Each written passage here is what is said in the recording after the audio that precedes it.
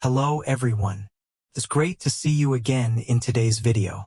Jack went to a small medical station hoping to find Tu Tien there, but the result was not as he expected. He sadly went out and saw a man also supporting a woman. Jack quickly ran over thinking it was Tu Tien. He called out her name, but when he got closer he was startled to discover it was not Tu Tien, probably because he was too worried about her, so he saw wrong. Jack stood there blankly watching the two of them leave with a confused mood. In the quiet hospital room, Tu Tien was lying unconscious. The woman was still sitting by the bedside to monitor and take care of her. She gently placed her hand on Tu Tien's hand, her eyes sadly looking at her face, still pale after the coma. A moment later, her husband bought food. He brought the food and placed it on the table, then called her to sit down and eat. While sitting and getting food, the couple talked to each other. The woman said, "I feel so sorry for the girl. She's so young but has to suffer so much pain." Her husband immediately replied, "Yes." Looking at the girl lying there, my heart ached. I don't know why, but looking at this girl's face I felt familiar.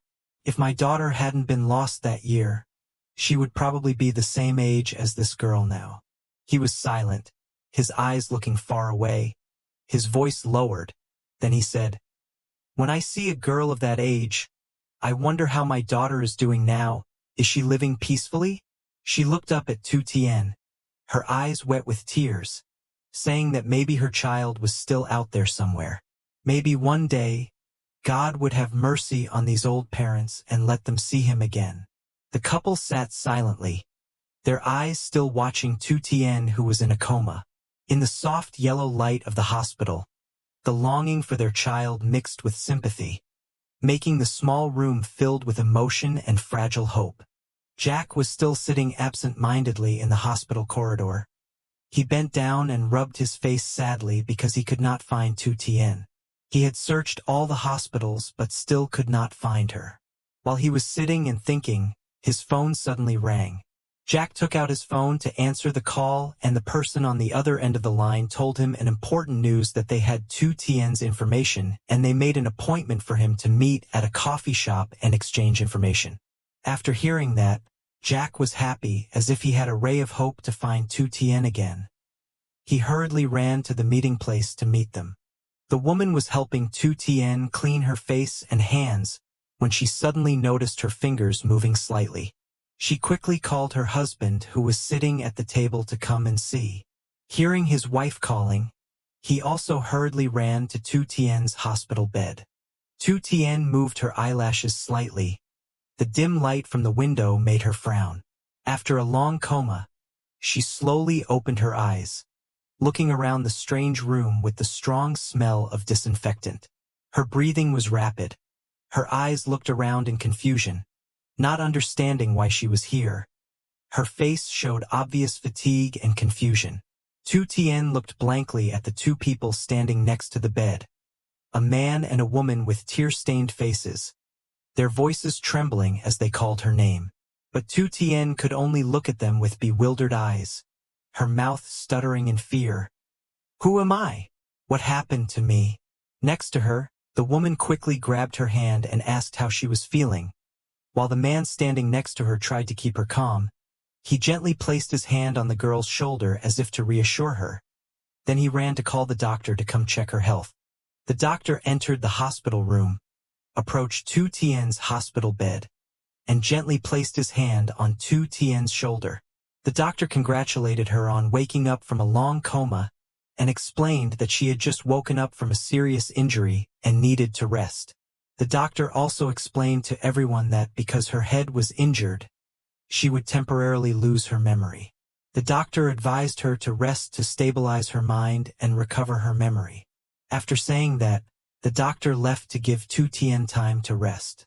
When the doctor left, Tu Tien still felt very scared. Her head still ached a lot. She tried to remember, but her mind was just a blank space. Every time she closed her eyes, there was only an unpleasant buzzing sound and a throbbing feeling from the wound on her forehead. Her head was wrapped in bandages. Her left arm was fixed in a sling. Her whole body ached. Tu Tien became even more confused. her voice weakly saying, "What happened to me?" The atmosphere in the room suddenly became quiet for a few seconds. The eyes of the old couple were full of anxiety and sorrow. They advised her to calm down and rest so that her health could recover quickly. But Tu Tien was still trembling, tears rolling down her cheeks. All her memories seemed to be erased.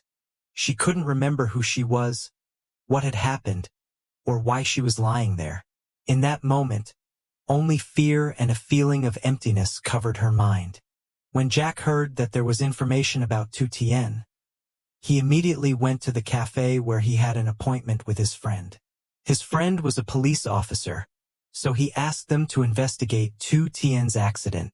As soon as he entered the cafe, Jack hurriedly asked his police officer friend for information about Tu Tien. His friend gave him a set of documents with photos of Tu Tien's accident and a picture of the car that caused the accident. Jack picked up the photos and looked at them, feeling very sad and sorry for Tu Tien because she had to suffer such pain. His friend also told him the name of the hospital where Tu Tien was being treated and that she was being cared for by an elderly couple. Knowing the hospital where Tu Tien was being treated, Jack immediately stood up to greet his friend and then hurriedly ran to the car to go to the hospital where Tu Tien was being treated. Tu Tien was now in the hospital room. After the previous moments of panic, she was now calmer. The woman was still sitting next to the hospital bed to take care of her. The man who had just gone out to buy food was about to tell everyone to eat when the doctor also came in to check on Tu Tien again. The doctor saw that Tu Tien was recovering very quickly. Now the only problem was her memory. She only needed to rest for a while to gradually recover. So today she could be discharged to go home early. Hearing the doctor say Tu Tien could be discharged today, the old couple were very happy. He immediately shook hands to thank the doctor.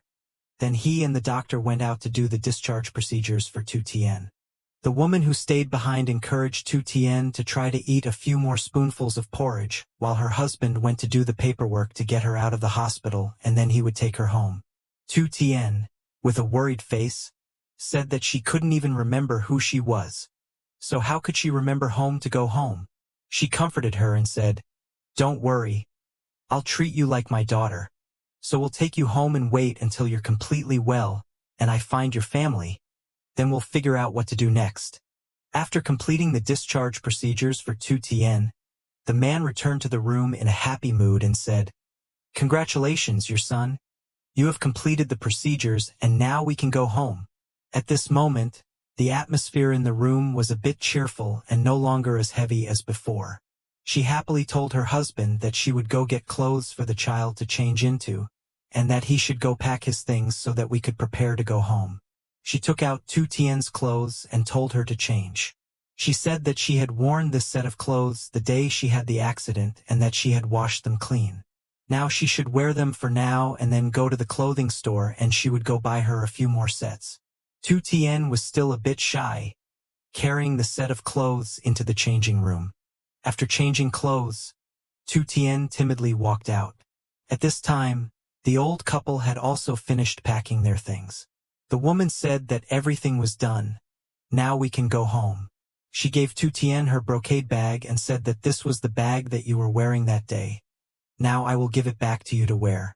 Then she helped Tu Tien walk because her health was still weak and she still needed someone to support her.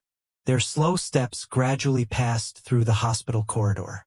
At this time, Jack also went to the hospital according to the story of his friend Tu Tien who was being treated there. He hurriedly ran inside without noticing that Tu Tien was being helped by that couple. The two of them passed each other in a moment and also lost the chance to find each other again. Tu Tien gradually walked through the hospital lobby. Inside, her lover was also very worried and looking for her for the past few days. Jack went into the patient reception desk and hurriedly asked the doctor for information about the girl who had an accident and had to be hospitalized without any information from her family. When he talked to the doctor and confirmed that the person was Tu Tien and he was her boyfriend, the doctor continued to give him the patient's information. The doctor helped Jack check Tu Tien's medical records and saw that she had just been discharged from the hospital. Hearing this, Jack suddenly felt that he had just had the opportunity to find Tu Tien, but now it had suddenly slipped away. Jack tried to ask the doctor to check if there was any information about the person who had taken care of Tu Tien for the past few days. Luckily, before leaving, the couple had left their address information in case Tu Tien's family came to ask. When he had information about their whereabouts, Jack hurriedly continued to the address they left to find Tu Tien. The car carrying Tu Tien stopped in front of the gate of a house located in the middle of a peaceful mountain forest. The car door opened. Tu Tien was helped down by the woman. Her forehead still had bandages, traces of the accident. She stood still for a moment. Her eyes looked around blankly. Every roof, row of trees, wall was unfamiliar, as if she was entering another world. While the old woman beside her gently held her hand and led her away, Tu Tien was still confused. Her heart was filled with a feeling of emptiness. She could not remember who she was, nor did she know why she was here. Tu Tien was about to go inside the house with the woman when she turned around and saw a man running towards her. Jack was overwhelmed with happiness when he saw Tu Tien standing in front of him. He couldn't hold back his emotions. He quickly hugged her. His voice choked with joy. After many days of searching everywhere, he finally found the girl he loved. However, Jack's heart ached when he realized Tu Tien's eyes were empty and unfamiliar. She gently pushed him away, her face bewildered, her eyelashes trembling. Then she asked Jack, "Who are you? Do you know me?" The white bandage on her forehead seemed to remind her of the painful memories of the accident that caused her to lose her memory. Jack gently held Tu Tien's cold hands, his voice trembling as he said, "It's me, Jack. I'm your fiancé. Don't you remember me?" But the only response was the silence and tearful eyes of the little girl, which made his heart ache. Mixed with the joy of reunion was an unspeakable pain.